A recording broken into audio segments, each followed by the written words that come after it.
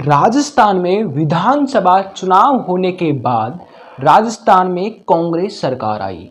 जैसे ही कांग्रेस सरकार आई तो क्या पता किसी की बुरी नज़र पड़ गई कि राजस्थान में कांग्रेस सरकार के विधायक और मंत्रियों से लेकर के आम कार्यकर्ता तक अपनी ही पार्टी के अंदर एक दूसरे पर तंज कसते हुए नजर आते हैं।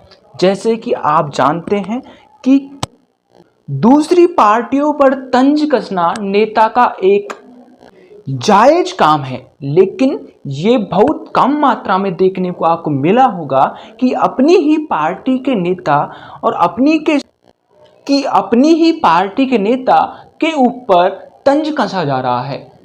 चाहे आप विधानसभा ले लो, चाहे कोई कैबिनेट की मीटिंग ले लो, उसी के अंदर एक दूसरे मंत्री या विधायक में झगड़ा वहां तक पहुंच जाता है कि बात हाथापाई तक आ पहुंचे। राजस्थान के मुख्यमंत्री अशोक गहलोत ने ऐसी बातों को दबाने की बहुत कोशिश की, लेकिन वो कहते हैं ना, बकरे की मां कब तक खैर बांटेगी, आखिरकार उसको तो कटना ही है। तो कुछ हो इसी प्रकार रहा है।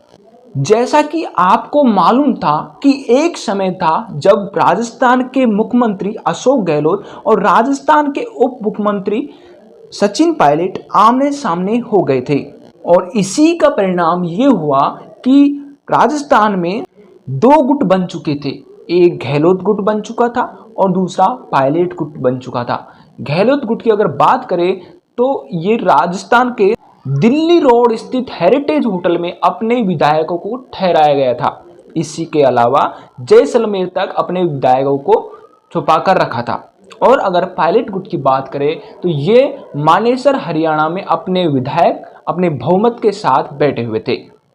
उस टाइम पर विपक्ष की पार्टी अगर हम बात करें तो बीजेपी ने अपना बंदोबस्त पूर्ण कर लिया था कि अगर पायलट गुट के विधायक और पायलट खुद अगर हमारी पार्टी में आते हैं तो उनका हम खुले मन से स्वागत करते हैं। साथ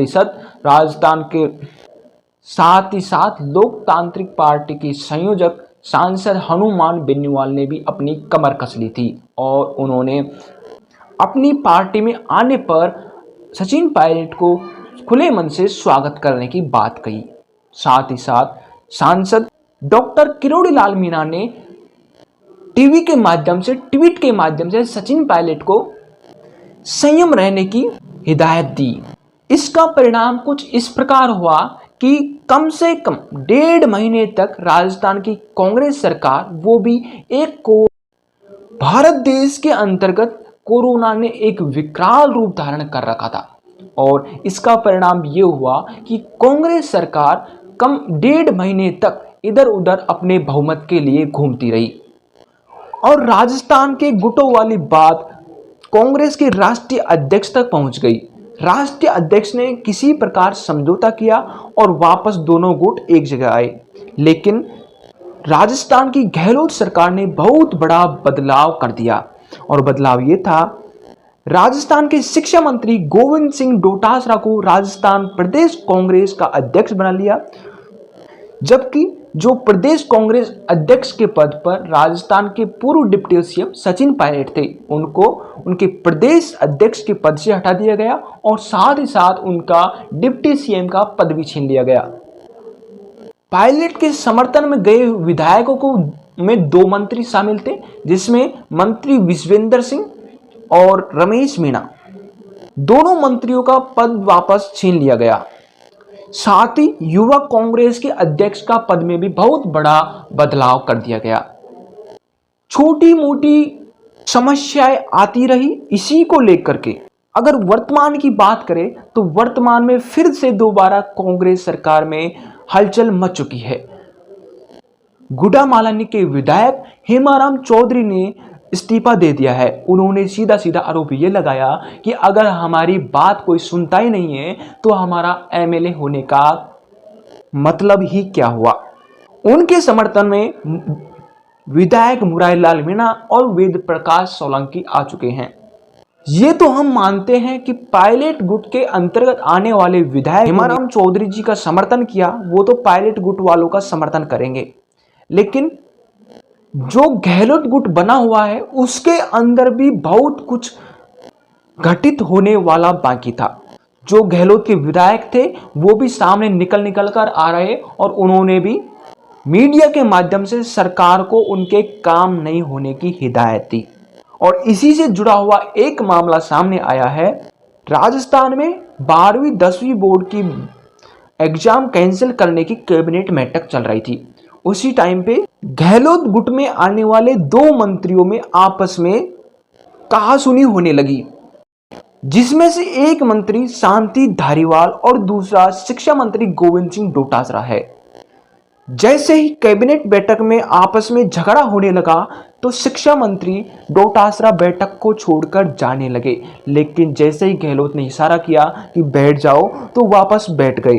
और जैसे ही वो कैबिनेट बैठक से बाहर आए तो एक दूसरे को देख लेने की बात की गई। इसी को लेकर के परिवहन मंत्री प्रताप सिंह खाचरियावास और खेल मंत्री अशोक चांदना ने दोनों में बीच बचाव किया। इसके साथ साथ अगर 2-3 दिन पहले की बात करें तो भास्कर ने एक बहुत बड़ा खुलासा किया है और वहां पर वैक्सीन को व्यर्थ जाने की बात कही है। तो इसको देखकर राजस्थान के चिकित्सा मंत्री रघु शर्मा ने पत्रकार को ही धमकी दे दी, उसकी कंप्लेंट भोपाल हेड ऑफिस में कर दी। लेकिन उसको ये पता नहीं था, उनको ये पता नहीं था कि सत्य को कभी पराजित नहीं किया जा सकता। और हुआ कुछ इसी प्रकार से कि भास्कर के रिपोर्ट ने सबूत देने के लिए कह दिया।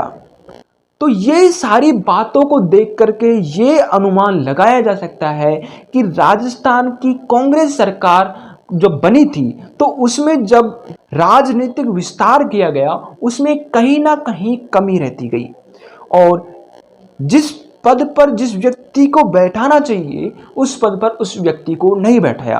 तो इससे बहुत बड़ी समस्या का सामना करना पड़ रहा है। थैंक यू दोस्तों, ऐसी खबरों के लिए बने रहिए हमारे चैनल पर।